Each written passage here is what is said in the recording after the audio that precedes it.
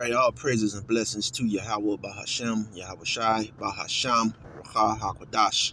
Double honors to the apostles, bishops, and elders of Great Millstone, taught me this truth. Peace and salutations to the elect men, pushing this word in all truth and sincerity. Shalom to the women and children. It's a quick video. This is may be a 2-3 part video. All right, I'm en route on my way to work. So the name of this video is going to be Stockholm Syndrome, Black Owned. All right. Stockholm Syndrome, Black Owned. All right. And in this first leg of this video, just going to go into some scriptures and then give some examples. I have this of how these scriptures and how these, applies to the Israelites, okay? So-called blacks, Hispanics, and Native Americans, all right? And, you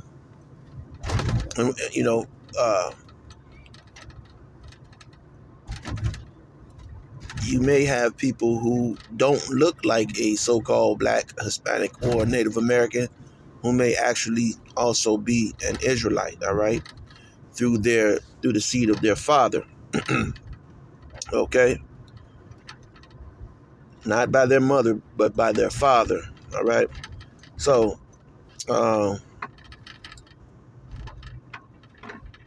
it's going to go to a couple of scriptures. So get this one right here. And this is Isaiah 1:6. It says, from the sole of the foot even unto the head, there is no soundness in it, okay, but wounds and bruises. And I just went into this scripture last night, this morning, all right?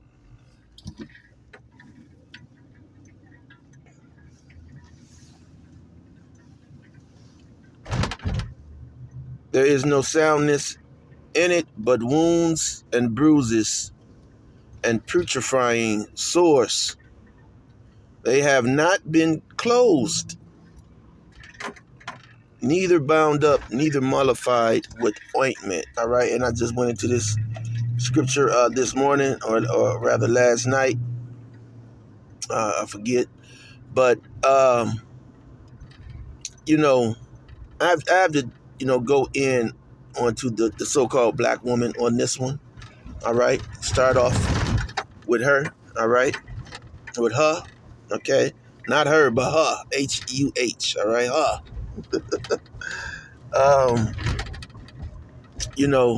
She's a very dismal individual, and not if the shoe fits, wear it. All right. We're not talking about every black woman, and the thing is, we're not here to make fun. Okay, let me say that these videos are not meant to make fun, okay, or ridicule the misbehavior, okay, the uncouth behavior of the black woman, all right? But it's just to put a spotlight on their errors, all right? Which will ultimately lead them to destruction, all right? One way or another, whether they acknowledge the destruction or not. See, they Esau have coddled them in their uncouthness for so long that they're able to ignore their own destruction. Okay, here it is. You have a black woman. She's on Instagram 24/7. Okay, taking pictures of shaking her ass, and she lives in a house, and the house is infested with roaches. Okay, if you go into her home, the home is infested with roaches or rats and mice. Okay. And so we're not here to poke fun at that fact or at that reality.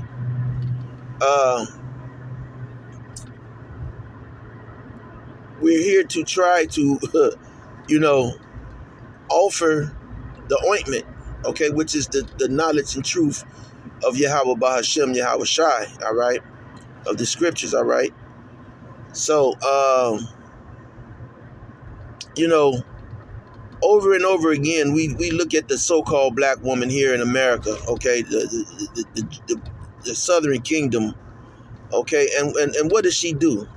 Okay, most of the time these women have, let's go with their childhood. Now, maybe someone, you know, and a lot of times these women play the victim, but, you know, but a lot of times, you know, they are a victim. Now, you know, sometimes some of these women have been molested, all right, as a child.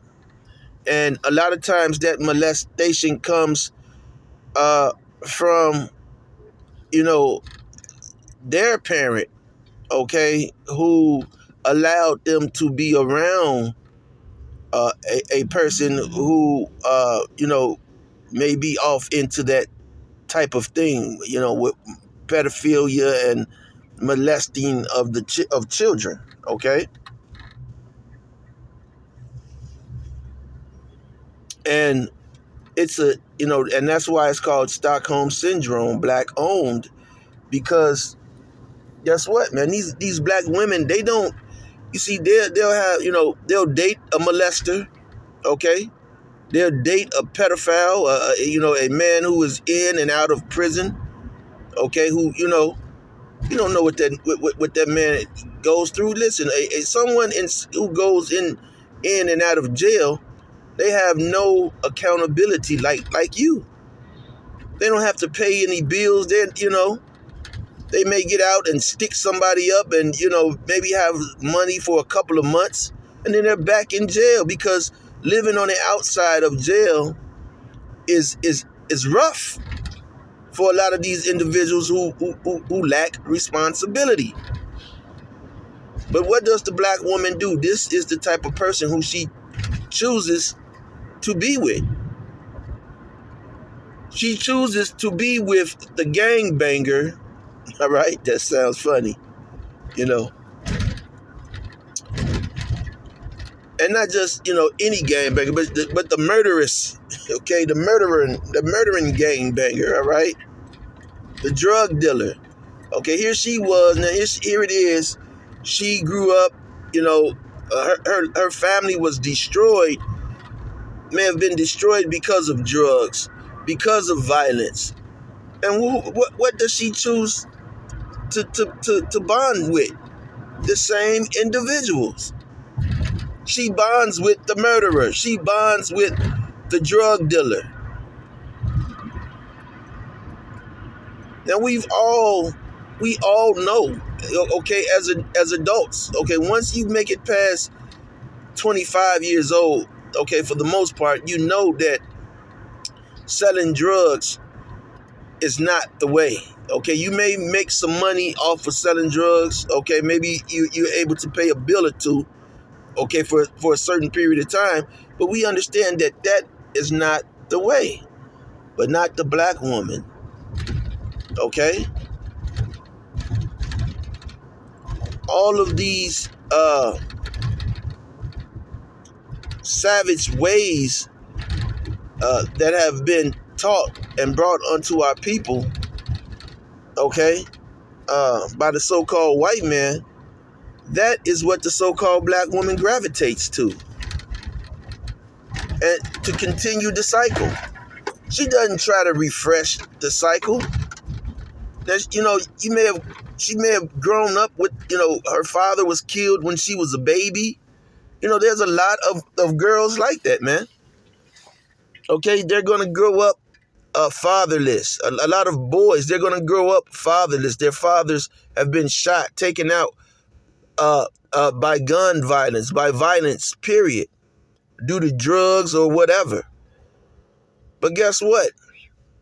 These women will attach themselves to the same type of environment and people who live those lifestyles that made her life a living hell.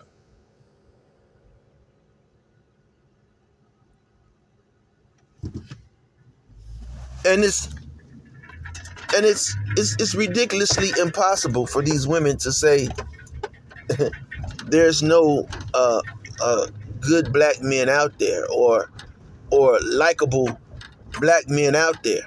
Okay, it's impossible. But they make an excuse because they have no accountability, because listen, it's Stockholm syndrome.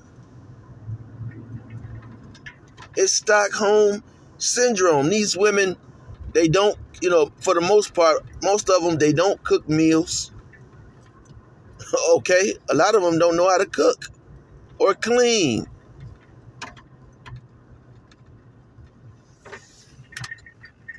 So they're just repeating um they're just repeating a cycle of ignorance. And this cycle of ignorance has been going on since we left the plantation. And that's what I was going to go into, all right? Because a lot of the characteristics of our people was formed on the plantation, and it has carried from the plantation to modern to today.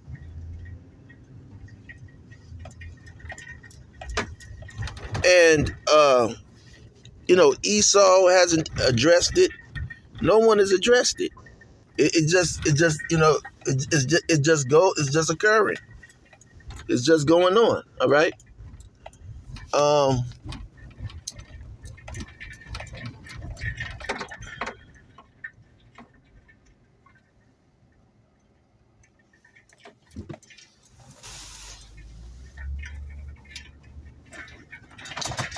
let me see. What's the time is it? Okay, so I have like 10 minutes left. Let me see. Let me find this video real quick. 1 second.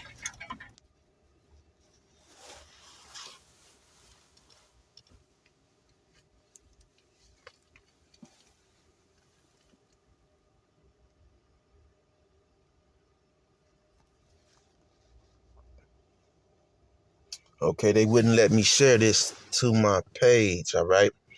So real quick, this is Arts and Culture. It says the story of the Exodusters, the Black Americans who fled the South for Kansas during the Great Exodus of 1879, all right? So this is when this would be when my great grandparents came up south, up north, okay?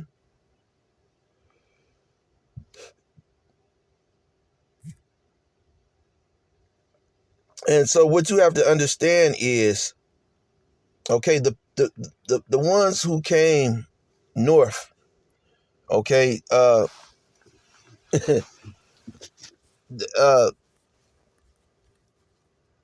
first, okay, they developed a, they had been sharecroppers, and they had developed, all right, a way of life. But let me look to this story, all right? Then I'll go back and reflect on that. It said the Civil War ended slavery in the United States, but by 1877, federal policies put in place to protect newly freed Black Americans in the South were threatened by the end of Reconstruction. So thousands of Black people, dubbed Exodusters, decided to leave the region entirely. And this is how eventually most of us eventually came north. Many of them made their way to Kansas, which was both easily accessible from the South and the one-time home of famous abolitionist John Brown. During the Great Exodus of 1879, some 20,000 Exodusters migrated to Kansas in search of a better life. But the West was not always a welcoming place, and many Exodusters didn't find the promised land. Okay? So, this wasn't the promised land, okay? And it still is not the promised land, Okay. See, they were looking for the promised land, but this America is not it. Okay.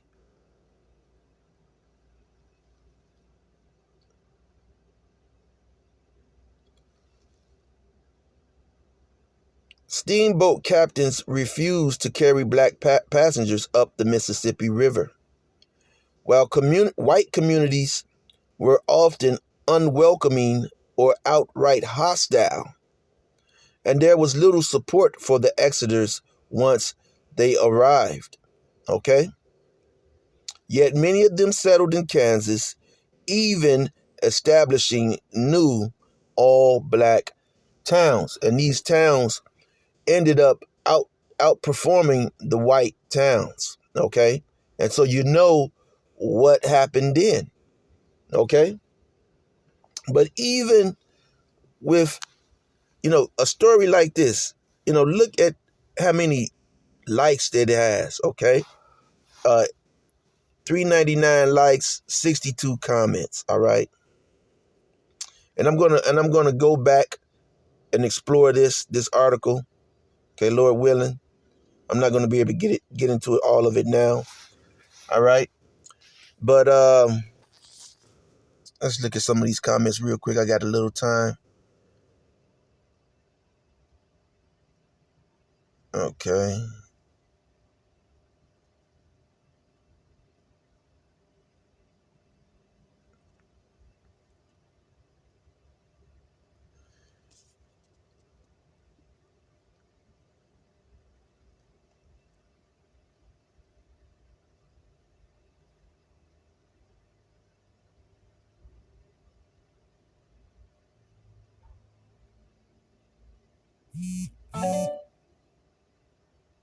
Okay, here we go. Okay. Somebody with a bit of sense. John Brown says, now talking about the white slaves. It is this type of history that keeps pushing ignorance into the minds of people. Any human being born in America or becomes an American is still under the government society of slavery. Okay? You people don't get this. You people think that you're free, you go on vacations, you live in an open plantation. And a lot of you sit and you really are enjoying yourselves. You've convinced yourself to enjoy yourself and have the time of your life while being in slavery. And you could go to the grave in ignorance and it wouldn't bother you. Okay? So that type of person is not fit for the kingdom. You have to understand the Lord has enemies. You have enemies. The Lord's enemies are your enemies. You are his people. You so-called Negroes, Hispanics, and Native Americans.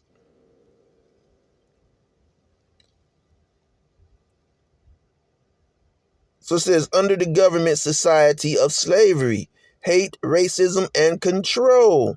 And your social security number is your ball and chain. And that's exactly right.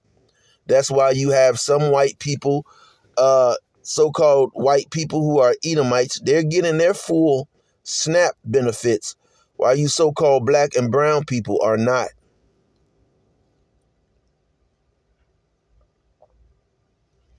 And then you have this person, D. Bell. I want you to tell me what racism is today. Give me examples because I don't understand.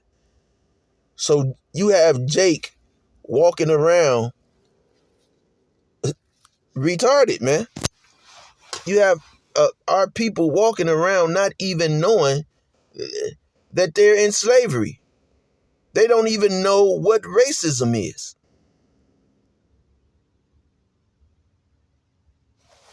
So he asked this to the guy, John Brown. So so D. Bell said, John Brown said, like, whatever I may say is going to change your perspective or opinion. Therefore, it is a waste of time and energy. Okay? And that's how it is talking to Christians.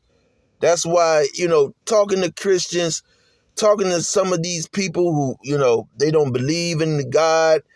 It's futile at this point, man. At this point, it's futile.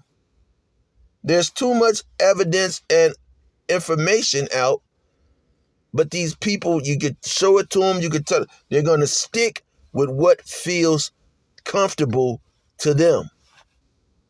That's Stockholm syndrome. And that's only owned by black people, all right? He says, now, if I were Trump and you had asked, you would more than likely believe and agree to anything I had to say without being opinionated, okay? And that's right, because the so-called white man is their daddy, okay? They're not going to listen to you because you look like them, okay? That's what Stockholm syndrome is. They're only going to listen to the person who has